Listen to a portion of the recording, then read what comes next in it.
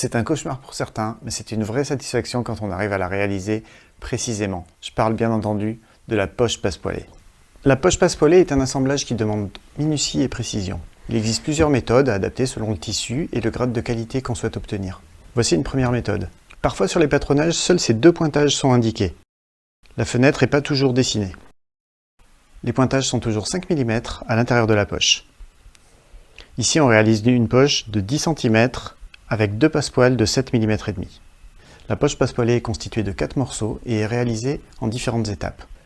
Selon les matières, on peut être amené à thermocoller les passepoils, mais également un renfort tout autour de la fenêtre qu'on va ouvrir. On aura donc besoin d'un rectangle qui constituera les passepoils, mais également d'un fond de poche, souvent en percale ou en toile de coton fin, ou en doublure, et d'une propreté de poche dans le même tissu que l'extérieur, qui permettra de masquer le tissu du fond de poche. On va d'abord surfiler les bords inférieurs du passepoil et de la propreté de poche. On va positionner endroit contre endroit le passepoil sur le vêtement, en respectant bien les pointages, et sur l'envers du vêtement, on va positionner le fond de poche.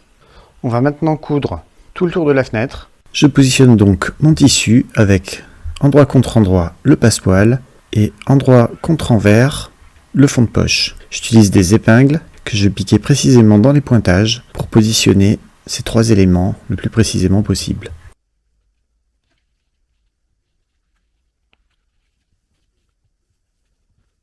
Je commence le tour de ma fenêtre par un des petits côtés. Je ne fais pas de point d'arrêt puisque je vais revenir dessus et faire un point d'arrêt à la fin.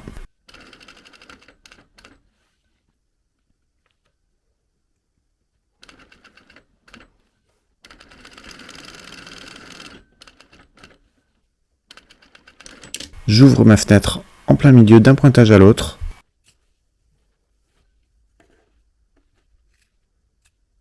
Et je fends dans les coins du pointage jusqu'au coin de la fenêtre sans couper le fil de couture.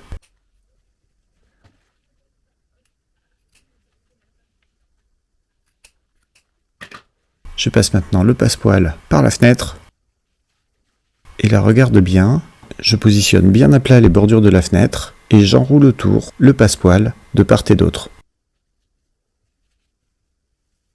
Je fixe le tout avec une épingle de chaque côté. Je positionne ma poche sur l'endroit et je replie le côté jusqu'à faire apparaître les extrémités du passepoil que je vais fixer par un point d'arrêt. Je réalise la même opération des deux côtés.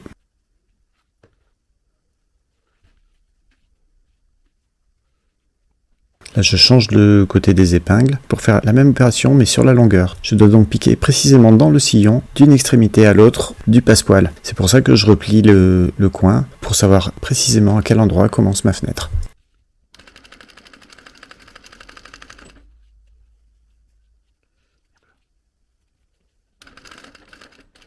Un point d'arrêt à chaque bout, sur le dessus et sur le dessous de la poche.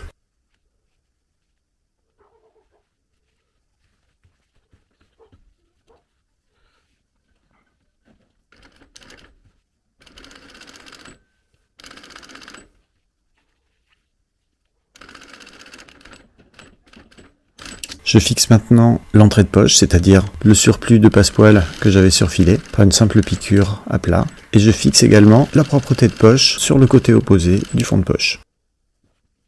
Je vais maintenant fermer la poche par une couture anglaise. Je la repasse donc à l'extérieur du vêtement, à travers la fenêtre.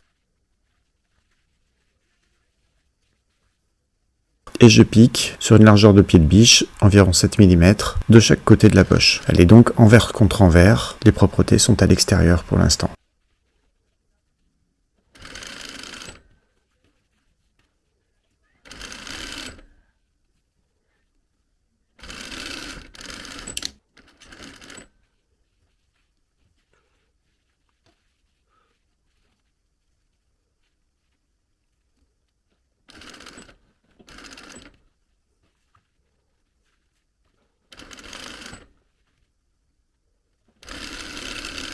Je termine le tout par un petit point d'arrêt et je la repasse maintenant à l'intérieur du vêtement par la fenêtre et fais une deuxième piqûre à plat de chaque côté comme une couture anglaise.